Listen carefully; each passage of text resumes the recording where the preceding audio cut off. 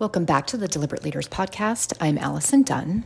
We've been spending this series talking about what really happens as you scale. The loneliness that grows, the truth that stops reaching you, the gap that quietly widens between what you think is happening and what actually is. Today we're going to talk about the thing underneath all of it, the inner operating system. That's the habits, instincts, and mental models you've been running for years, the ones that got you here and the ones that might be quietly holding you back from what is coming next. Let's dive in. So I want to start by sharing and acknowledging something. The instincts that built your company are real. They're not imaginary. They're not a fluke. They worked. Moving fast, deciding quickly, trusting your gut when there wasn't time for anything else. Holding things tightly because in the early days, if you didn't, they fell apart. Pushing through uncertainty because certainty was a luxury you couldn't afford. Those are not bad habits. In the right context, they're actually the right tools.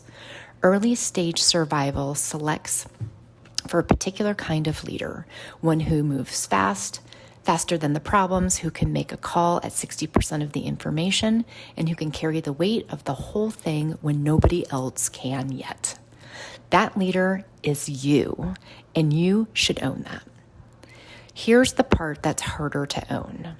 The context has changed. The company has grown. The team is bigger. The decisions are more complex. The stakes of getting something wrong are way higher.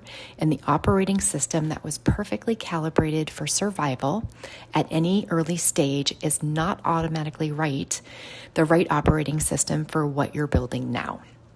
So let me give you some specific examples because this isn't abstract. It shows up in very concrete ways. The leader who holds things tightly becomes the bottleneck. What was once decisive ownership becomes the thing that slows a larger organization down. Decisions that should be made 3 levels below you are waiting on your calendar. People stop developing judgment because they've learned that yours will override theirs anyways. The leader who moves fast stops creating the conditions where careful thinking can happen. The team learns to match your pace. Reflection gets skipped. The questions that need to be asked doesn't get asked because there wasn't room for it. The leader who trusts their gut over input from the people around them start making decisions that are increasingly disconnected from what actually happens on the ground. Not because the gut is wrong, but because the gut is working from the information it has, and if that information is filtered, the decisions will be too. None of this is dramatic. None of it announces itself.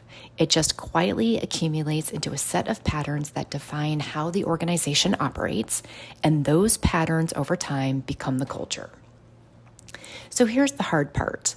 You cannot see the operating system clearly from inside of it. Think about that for a second. You've been running these patterns for years. They don't feel like patterns. They feel like personality. They feel like the way you are, not the way you've learned to be. They feel like strengths, not blind spots.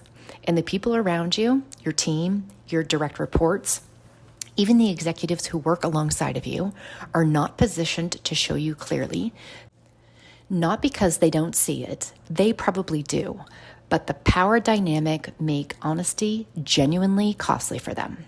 Telling the CEO something they don't want to hear is a risk that most people rationally avoid. So the feedback doesn't come. The operating system keeps running and the leaders keep getting the results they've been getting. Wondering why certain things keep happening, why certain problems keep recurring without ever being able to trace it back to the source, because the source is invisible from the inside.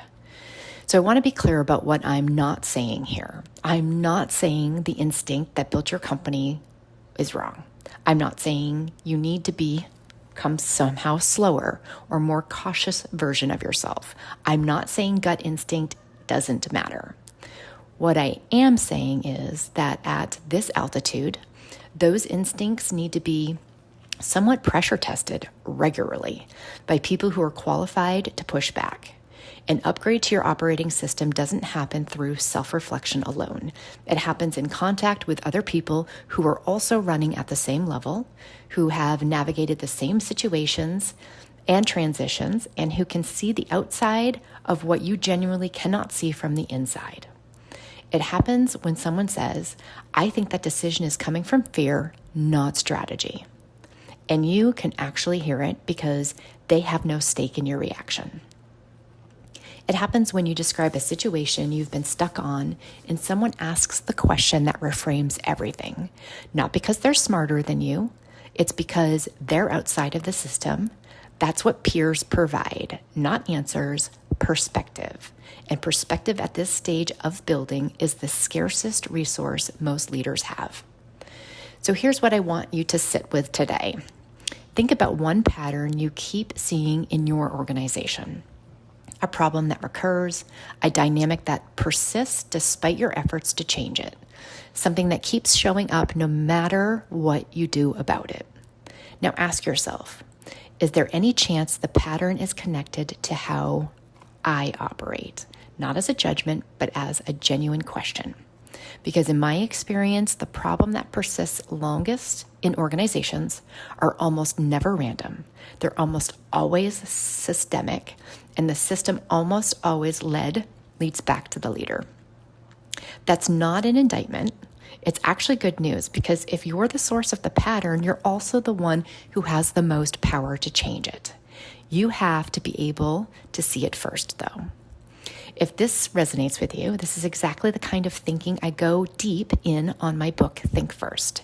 It's built around 5 strategic thinking habits that help you see more clearly, decide more deliberately, and lead with more intention at every stage of growth. You can grab your copy at deliberatedirections.com/thinkfirst. I will also link it in the show notes. Our next episode, we're talking about why the people you most naturally turn to, old friends, former colleagues, family, can't fill this gap, and what that means for how you build your support system at this level. Until next time, think first and lead deliberately.